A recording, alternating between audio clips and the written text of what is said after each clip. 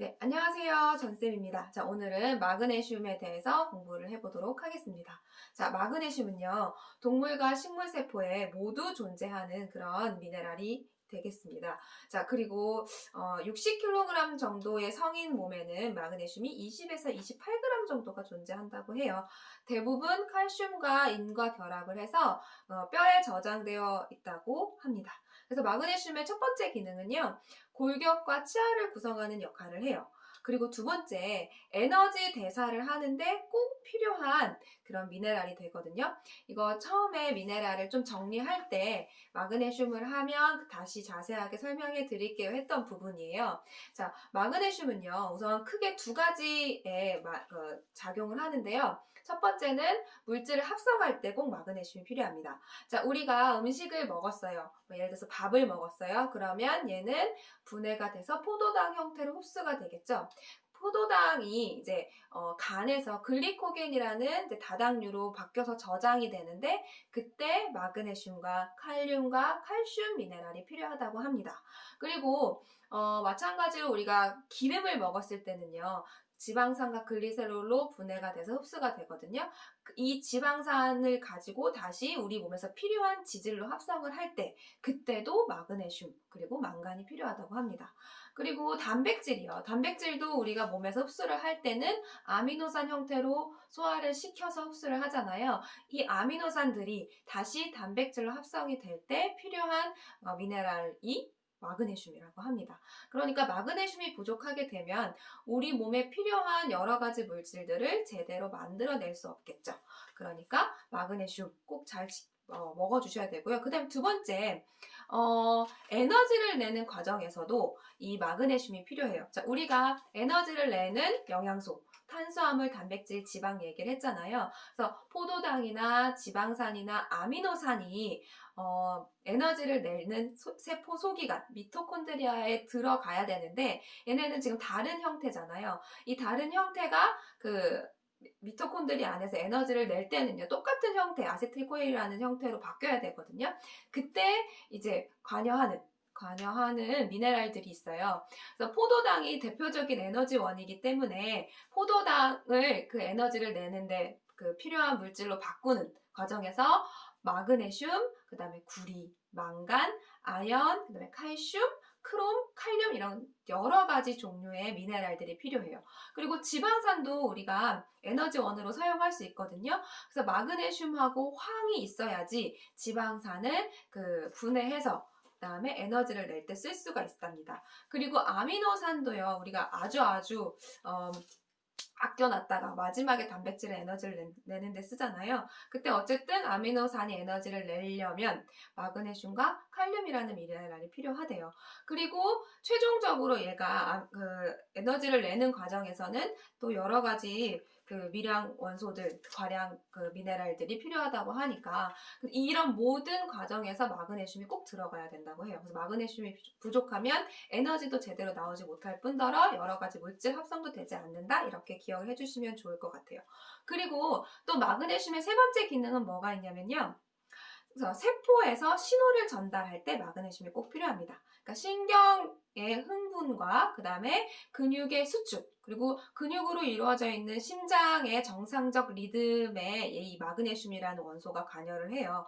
그래서 신경이 흥분된다거나 다시 그 흥분된 신경을 가라앉힌다거나 그때 칼슘하고 마그네슘이 서로 상호작용을 하면서 흥분이 전달되게 되는데 마그네슘은 근육을 이완시키고 신경을 안정시키고요. 칼슘은 그 반대로 근육을 긴장시키고 신경을 흥분시킨다고 합니다. 그래서 칼슘과 마그네슘이 같이 충분한 양이 있어야 돼요. 마그네슘의 대표적인 결핍증 중에 하나가 눈이 이렇게 파르르 떨리는 그런 것들 있잖아요. 그것도 이 신경이 제대로 원활하게 전달되지 않기 때문에 나타나는 현상이라고 보시면 됩니다.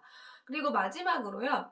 핵산, 아까 DNA, 핵산, 그리고 단백질 합성 과정에 관여를 하고요. 탄수화물 단백질을 만들 때 그 효소를 활성화할 때 이 마그네슘이 필요하대요. 그리고 간에서 항산화 효소인 글루타치온이라는 효소가 있거든요. 이 글루타치온을 합성하는데도 마그네슘이 꼭 필요하다고 합니다. 자, 이렇게 여러 가지로 쓰이는 마그네슘이죠. 저도 공부를 해보니까 마그네슘이 진짜 여러 군데 쓰이는구나 이렇게 알 수가 있었어요. 그러면 이 마그네슘은요, 보통에는 아까 얘기한 것처럼 동물과 식물 세포에 모두 존재하고 있기 때문에 균형 잡힌 식사를 하는 건강한 성인이라면 마그네슘은 결핍되지 않는다고 합니다.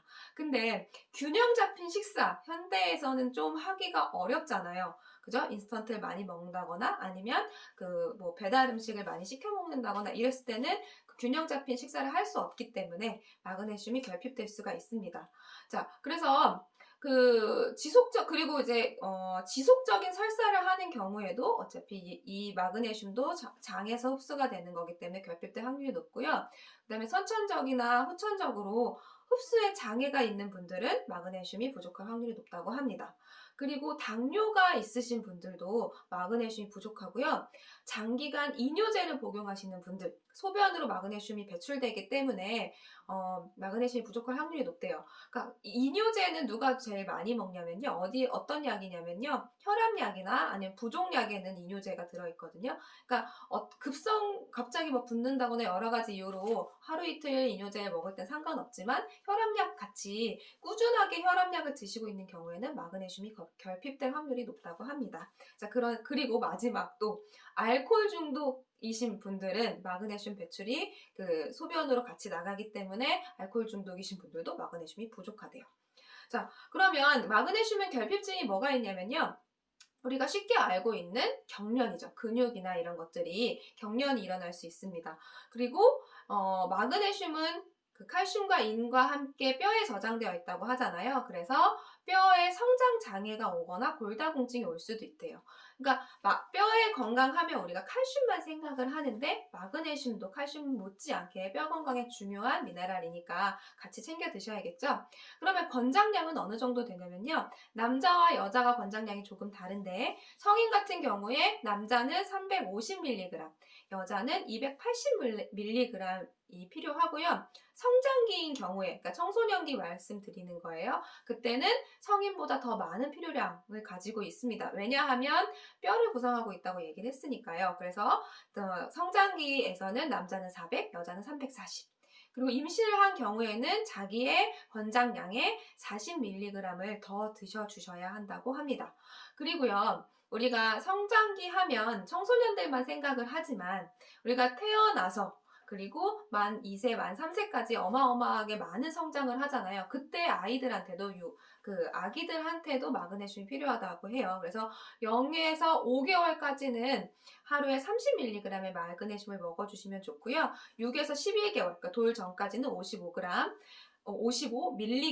그 다음에 돌에서 2돌까지는 80mg, 그 다음에 3세에서 5세까지는 100mg의 마그네슘 섭취해야 한다고 해요. 그래서 이 성장기에도 칼슘과 함께 마그네슘을 같이 먹어주시는 게 좋다고 생각이 드네요.